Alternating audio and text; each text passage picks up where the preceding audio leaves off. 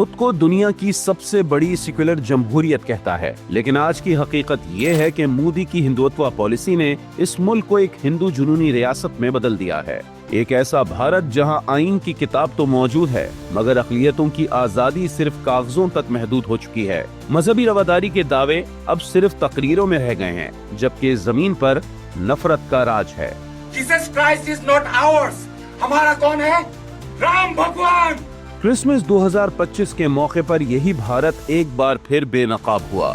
छत्तीसगढ़, आसाम, उत्तर प्रदेश, मध्य प्रदेश, उत्तराखंड, केरला, उड़ीसा और नई दिल्ली समेत कई रियासतों में ईसाइयों की खुशियां खौफ में बदल दी गईं।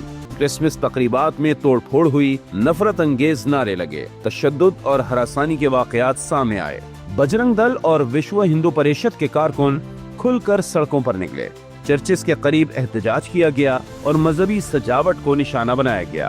रायपुर में शॉपिंग मॉल्स के अंदर क्रिसमस की सजावट तोड़ दी गई, दुकानों में तशद्दुद हुआ और खौफ फैलाया गया। बरेली में चर्च के बाहर हनुमान चालीसा का विर्द और नारेबाजी की गई, जैसे इबादत भी अब हिंदुओं की इजाजत से मशरूत हो।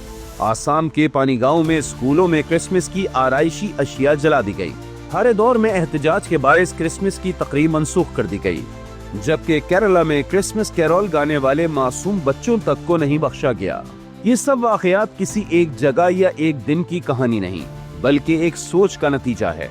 वो सोच जो मोदी के भारत में अक़लियतों को दूसरे दर्जे का शहरी समझती है। सवाल ये है कि अगर क्रिसमस मनाने पर भी हमले हों, चर्च महफूज ना हो और बच्चे भी महफूज ना रहें, तो फिर सेक्युलर भारत का नारा कहाँ है? आज भारत में अक़लियतें इबादत करते हुए भी खौफजदा हैं और दुनिया खामोश तमाशाई बनी हुई है। ये खामोशी भी जुर्म है। अगर यही रास्ता जारी रहा तो भारत सिर्फ अपनी अक़लियतों को ही नहीं, बल्कि अपने आईन, अपनी जमहूरियत और अपने सेक्युलर तशक्कुस को भी जल्द दफन कर देगा।